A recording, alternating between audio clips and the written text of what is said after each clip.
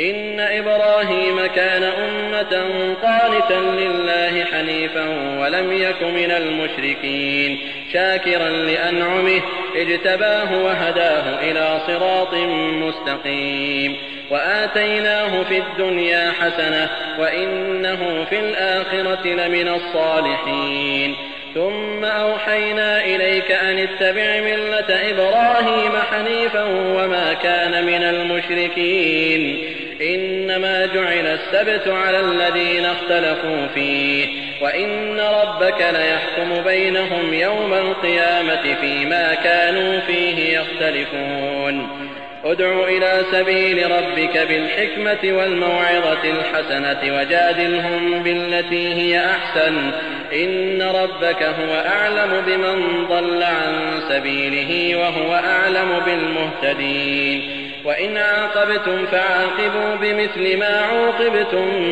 به ولئن صبرتم لهو خير للصابرين واصبر وما صبرك إلا بالله ولا تحزن عليهم ولا تك في ضيق مما يمكرون إن الله مع الذين اتقوا والذين هم محسنون. निस्संदेह इब्राहिम स्वतःच एक उम्मत होते, जनसमूह होते आणि अल्लाहचे फार आज्ञाधारक होते. सगळीकडून अलग होऊन फक्त एका अल्लाहचे ते झाले होते आणि अनेकांची उपासना करणाऱ्यांपासून ते नेहमी दूर दूर राहिले. अल्लाहच्या कृपा देणग्यांबद्दल ते मोठे आभार मानणारे होते. अल्लाहनं त्यांना पसंत फरमावलं आणि त्यांना सरळ मार्गावर चालवलं.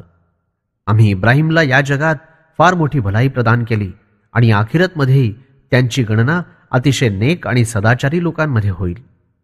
मग आम्ही हे मुहम्मद सल्लल्लाहु अलैहि वसल्लम तुम्हालाही वह्यच्या द्वारे हा आदेश दिला की फक्त इब्राहिम यांच्याच मार्गाचं अनुसरण करा, जे सर्वांपासून अलग होऊन एका अल्लाहचे झाले होते आणि अनेकांची उपासना करणाऱ्यांना इब्राहिम यांनी कधीही साथ दिली नाही. शनिवारच्या दिवशी धार्मिक बंधनांचा आदेश फक्त अशाच लोकांना दिला गेला होता जे या आदेशाबाबत मतभेद करू लागले होते आणि त्यांच्यात त्यांच्या मतभेदाचा फैसला तुमचा पालन करता कियामतीच्या दिवशी फरमावील. हे पैगंबर सल्लल्लाहु अलैहि वसल्लम, तुम्ही आपल्या पालनकर्त्याच्या मार्गाकडे लोकांना हिकमत, बुद्धिमानता, अक्कल हुशारीसह आणि चांगला उपदेश करून त्यांना अल्लाहच्या मार्गाकडे बोलावित राहा. आवश्यकता पडल्यावर जर त्यांच्याशी वादविवाद करावा लागला तर अतिशय चांगल्या पद्धतीनं आपलं म्हणणं समजावून सांगा.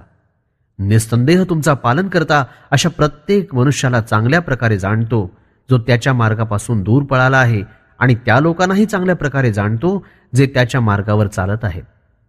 आणि तुम्हाला या गोष्टीची अनुमती दिली जात आहे की ज्या प्रमाणात तुम्हाला सतावलं गेलं असेल तेवढ्याच त्रास यातनांचा बदला तुम्ही घेऊ शकता आणि सबुरी राखाल तर ही फार उत्तम गोष्ट राहील संयम राखणाऱ्यांकरता. संयम पाळा आणि मनावर ताबा ठेवा आणि तुमचं धीर धरणं अल्लाहनं दिलेल्या सुबुद्धीमुळेच होऊ शकेल. आणि यांच्या स्थितीवर दुःख करणं सोडून द्या आणि यांच्या सर्व कट कारस्थानांबद्दल आपली मनं संकुचित होऊ देऊ नका. जे लोक अल्लाहचं भय राखून दुराचारापासून दूर राहणारे आहेत आणि सदाचारावर कायम राहतात, निसंशय अल्लाह त्यांच्या पाठीशी आहे.